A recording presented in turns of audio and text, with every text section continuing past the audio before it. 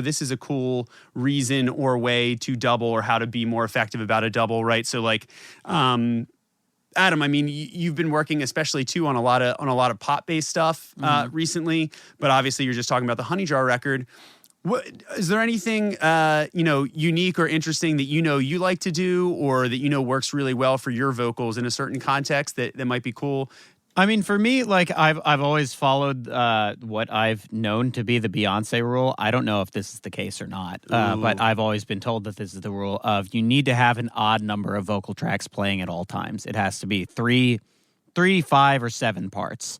Or and one. That is That's like one's odd. Or one, or it can be one. And that's because it allows you to have one voice go up the center and then everything else go wide to create like a sense of width and depth within a track. So you're a person of symmetry. I am a person of symmetry typically, but more and more I've become more curious with like single tracking things and what that does, because I think there is some merit, especially like when working in like a pop space or something like that. To not having as much density within a track and really being able to focus on having layers that are all effective on their own. And that's something that I want to explore with more, because like as a multi-instrumentalist and somebody who's just like very how do I even want to put this? I'm very eager to put new layers on things always. Eager to be max. I am a bit of a maximalist at heart, and God bless both Tom and Casey for dealing with that Honey Jar record, because each one had easily 150 tracks per song on it, and it was drum machines and it was vocal layers and it was like, I don't know, maybe like 24 vocal or 25 vocal tracks, and then like a whole bunch of other different layers. So I found that created a really cool width and a cool like looseness to the whole record. But, I'm curious moving forward as to what single tracking a lot of that would sound like, and seeing how I can create width by putting just single parts in separate places and working within a more like quote unquote unbalanced environment sounds like. But I also know that for my vocal personally that I've never really done a lot of single vocal stuff. I think we did some on my solo record, which was kind of the first time I'd ever been exposed to doing that kind of thing, because, I'm not the world's greatest singer. I enjoy my voice, but it has its own lane.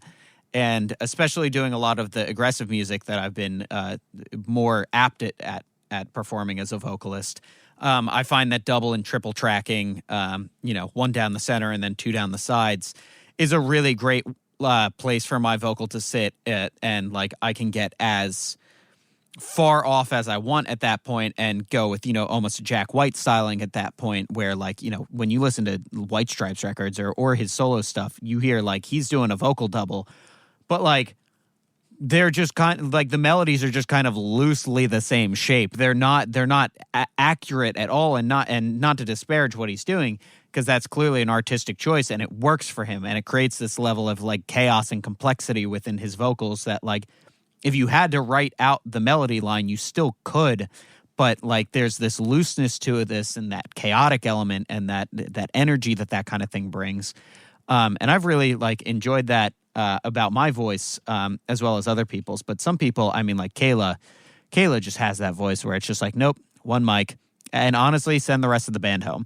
Like, don't even need anybody else on the track. Like, her voice is so rich and dense and buttery that like it can stand on its own really well and can be like honestly taken away from with the additive of like a ton of other vocals. Right, so, it can kind of smear a lot of those really incredible details if you try and double everything up, and that, which is also a great point. I'm so glad you like touched on that, because we talk about doubling and overdubbing and the tendency to want to just make something bigger and bolder and larger than life, and sometimes it is really important to notice those moments when you have them, to be like, hey, the antithesis of all of this can really pull somebody in and really humanize something, especially when it comes to singers.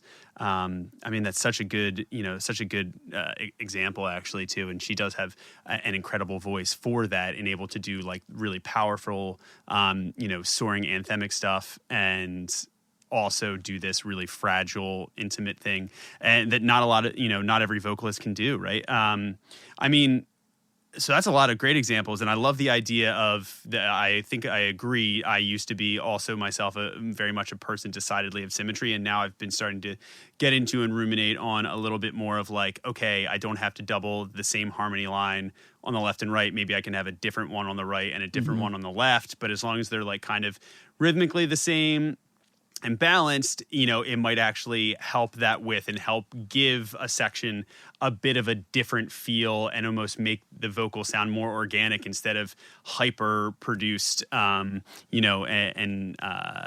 hyper polished and almost robotic sometimes. So yeah, I mean that's a great example. As far as like guitars, and when we talk about doubling those, I think that the idea of doubling a solo, that you talk about like the Black Sabbath stuff, that was for a wide effect, right? To make it feel as though the guitar took up the entire space, and a very like sneaky way of doing that too. But I think also there's moments where you can double something and overlay stuff. I know with Wonder Years, I do this a lot,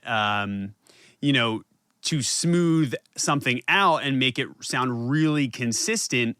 There's a lot of like octave melody stuff that we do in Wonder Years and in a lot of like punk music where it's a counter melody or it's complementary to, the rhythm guitar parts and is kind of playing with the harmony there, or is just up the center and in terms of like a re-intro or like a theme that you want to make it weighty, that you don't want to just feel like it's a solo, but how do you make it a little bigger? And octaves are almost this interesting double effect in and of themselves, in terms of stacking. But then we've done a lot of this on Wonder Years records where we're doubling octaves, not with the intent of panning them separately, but really just with the intent of saying two of these like copies with the same sound overlaid will make the line itself as smooth as possible.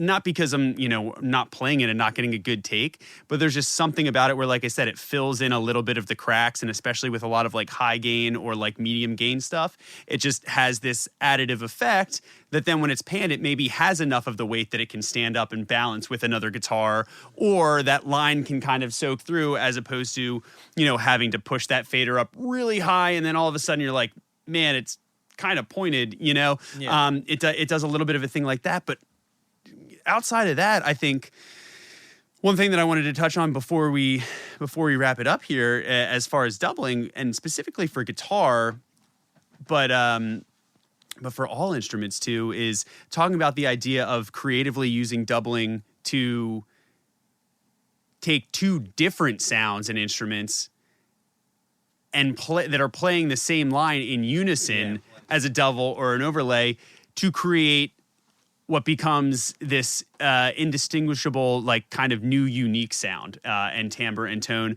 so that it's not decidedly, oh right, that that guitar part or that keyboard part, but all of a sudden it's just like this really unique signature sound that the human ear can't really discern or break down, because you have the timbre of both of those things meshing so well when it's overlaid. And so that I almost look at as a double, in the sense of, okay, cool, I love this line. How about instead of doubling this guitar with a guitar, what else can we double it with a synth sound? Can we, you know what I mean? Can we double it with a weird like vocal overlaid sound that, that's really distorted and all of a sudden gives it's all of these opportunities to just live as its weird own messed up thing. And I think we're going to kind of get into that in a little bit, potentially on the next episode. But I just love that. And even if it's not two different instruments, taking a guitar and switching out what you're doubling things with, so that you're not just putting the exact same sound on top of it if you're trying to add weight to something. Looking at what you're trying to do, hey, these guitars have a lot of really rich low end and really full. I feel like they don't have as much like mid-range punch around, like 1K or whatever. Great. So then let's go find a guitar with pickups that kind of sings that way. Or maybe let's switch out to a different amp when we do all of the doubles for the chorus to make sure it's something that adds that, supplemental part of the frequency spectrum and color in so that they can kind of lock in and mesh better from a mix standpoint. So you're almost like pre-mixing and producing the track in that way too, by intentionally doubling with a different sound that fits the track. Yeah, one of my favorite things that I've recently discovered was that if I detune the tenor, I have a tenor banjo, and detune it down to just the top 4 strings of a guitar, and double it with the same line on the guitar, pan them hard left and right.